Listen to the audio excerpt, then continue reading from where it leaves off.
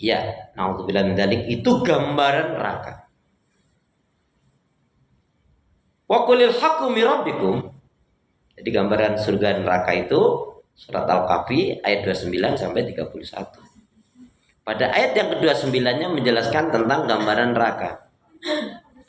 Singkatnya, gambaran neraka itu apabila penghuni neraka itu dimasukkan ke dalamnya, kemudian dia minta tolong, akan diberi minum. Minumannya adalah terbuat dari besi yang mendidih.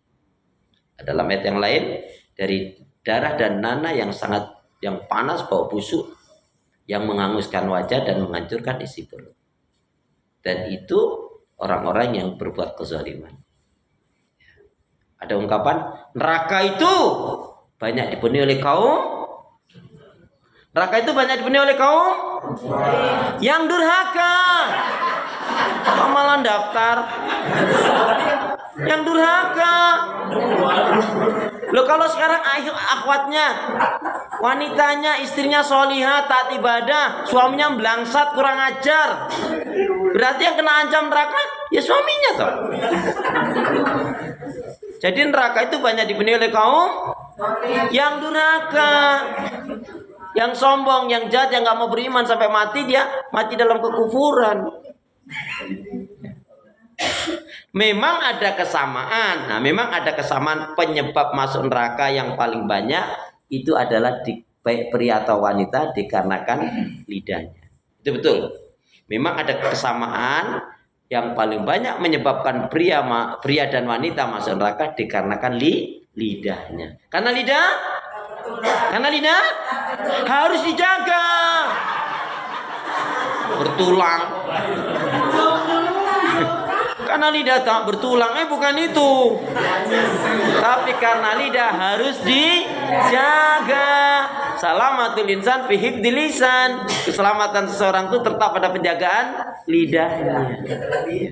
Baik, itu tadi gambaran surga, siksa yang membara. Bawahnya, atasnya, samping kanan kirinya adalah api. Tapi bagi orang beriman diciptakan oleh Allah neraka itu adalah rahmat. Karena dengan itu untuk jaga-jaga diri agar hati-hati jangan terjerumus. Dan Allah tidak pernah menzalimi hambanya.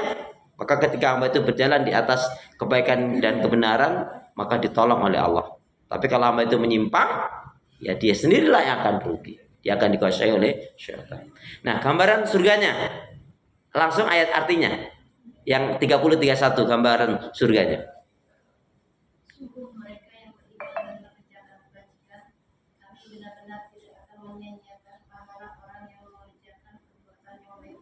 Mereka itulah yang memperoleh surga yang mengalir di bawahnya sungai-sungai.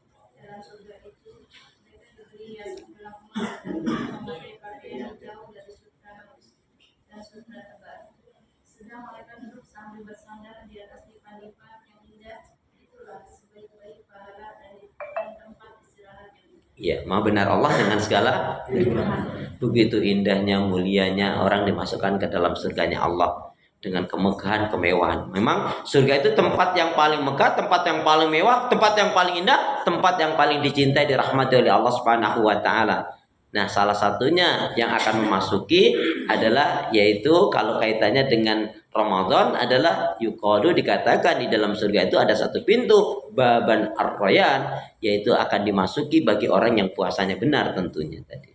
Karena kita tidak ingin puasa kita ini, saum kita seperti warningnya Rasulullah katakan, rubba shaimin laisa lahu min siyami ilal ju' wal atos. Berapa banyak orang berpuasa tidak dapat nilai kebaikan dari puasanya melainkan hanya lapar dan haus. Kenapa? Marah-marah, dusta, ghibah, menghina, mencela, mengutuk, melaknat, melakukan maksiat dan dosa. Baik, dari surat Ar-Ra'd ada 8 amalan untuk menggapai surga.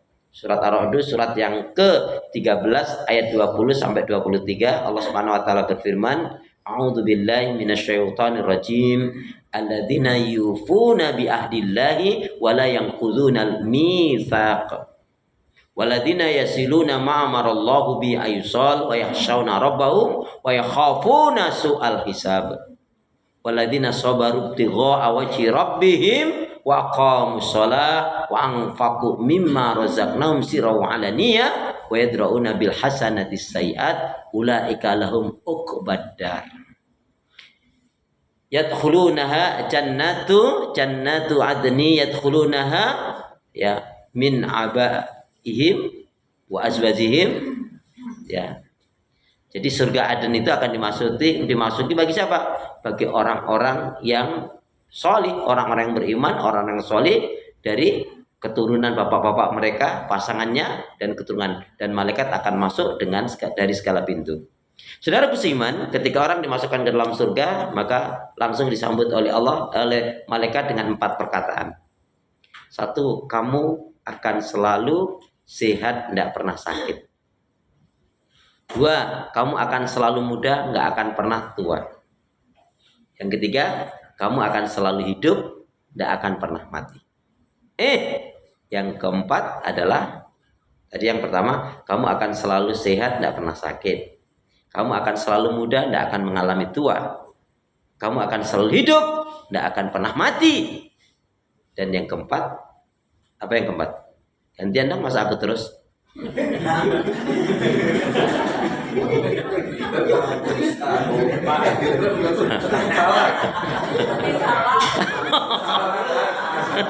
Masya Allah. Ini kok belum sudah menyerah nih. Yang keempat adalah yaitu kamu akan selalu bahagia, senang, tidak akan pernah mengalami sedih susah. Amin gitu deh. Amin. Ternyata saya simpulkan orang itu kok sedih. Itu yang menyebabkan orang itu sedih karena satu hal saja. Apa itu? Orang itu kok sedih? Itu sebabnya karena satu hal. Kenapa? Karena dia nggak gembira. Sebab kalau orang itu gembira dia nggak akan sedih. Kalau sedih pasti nggak gembira. Allah alhamdulillah. Apa 8 amalan untuk menggapai surga? Surat 13 ayat 20 sampai 23. Tadi ayatnya sudah saya bacakan. Poin-poinnya. Yang pertama, orang yang memenuhi janji Allah dan tidak mengingkarinya. Orang yang memenuhi janji Allah dan tidak mengingkarinya. Yang kedua, orang yang gemar bersilaturahim. Silaturahim itu baiknya tanggal berapa?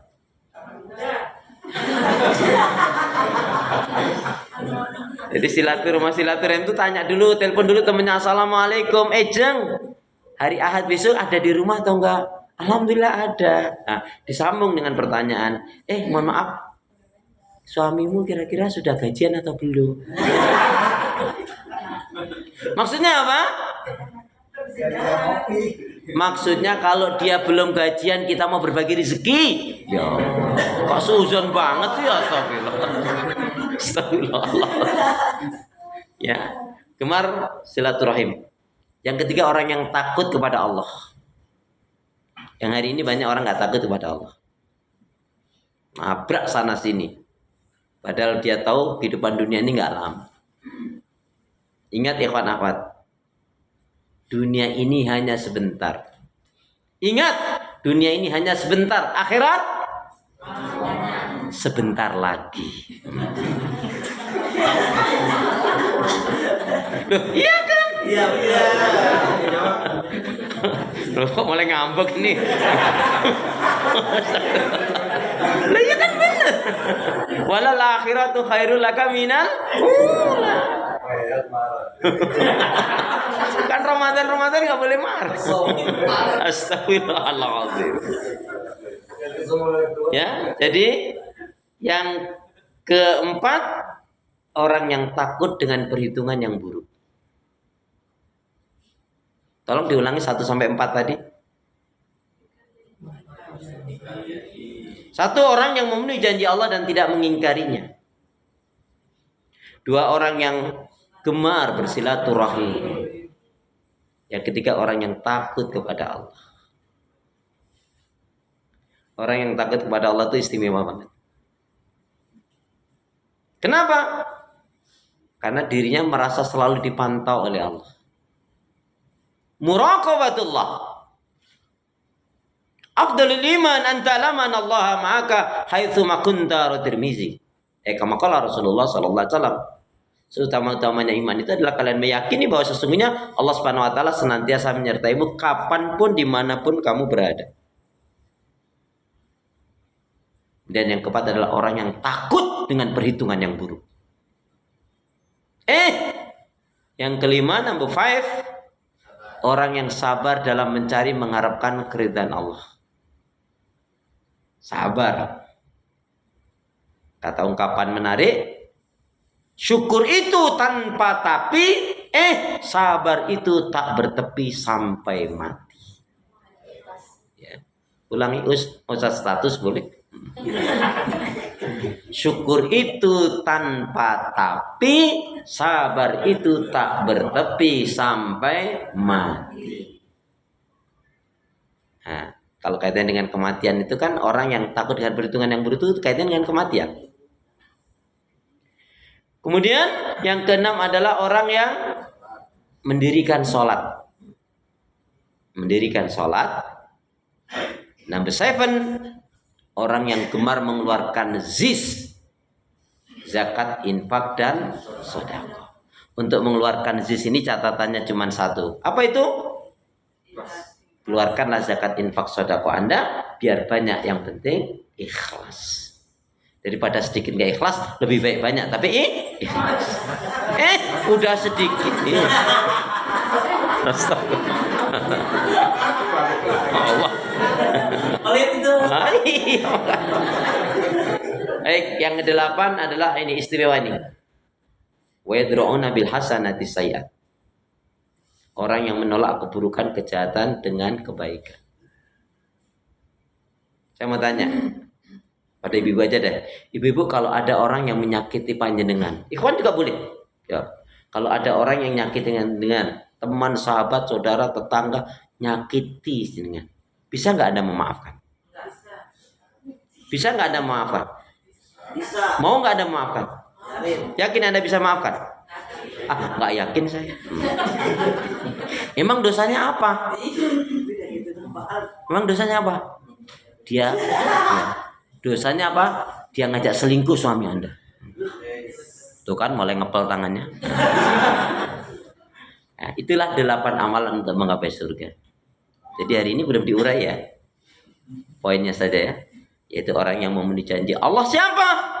Orang yang betul-betul disadarkan dengan firman Allah, Qul inna sholati wa nusuki wa mahyaya wa mamati lillahi rabbil alamin.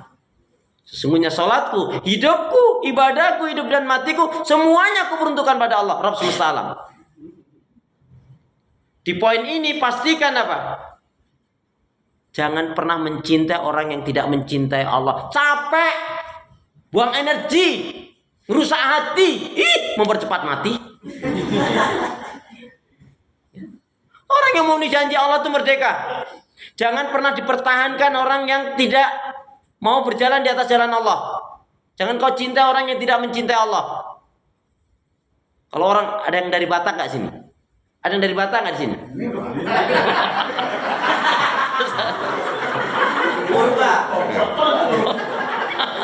Ini masalahnya. Ini ada kata-kata yang ya apa istilahnya kapan itu? Holong mido arsaku. Holong mido arsaku, tahu nggak artinya? Nggak ada yang dari Batak kan? Aman lah kalau gitu. Ada mata-matanya.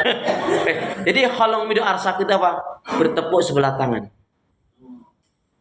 Untuk apa? Mencintai orang yang nggak dicintai oleh Allah, nggak mencintai Allah. Jangan kamu pertahankan orang yang nggak mau dipertahankan. Semakin disayangi, semakin dia sakit. Ya, hidup itu pilihan, gitu ya, Masya Allah ya. Nah, orang yang mau janji Allah ini, dia gunakan semuanya, hartanya, ilmunya, umurnya, kesehatannya untuk ibadah kepada Allah. Dia simpel sekali. Hidup itu memang begitu. Anda tidak suka sama Intan. Anda dengar kok Intan nggak baik sama keluarga, nggak baik sama orang tua, nggak baik sama saya. Intan nggak jujur. Udah putus kita sampai sini. Kalau Intan nggak tobat. Karena hidup itu harus begitu. Harus punya prinsip, punya pendirian. Tapi itu berat bagi antum. Sementara teman ini nggak baik, dia baik sama yang lainnya nggak baik sama antum, baik suka nraktir. Kira-kira berani nggak ngingetin?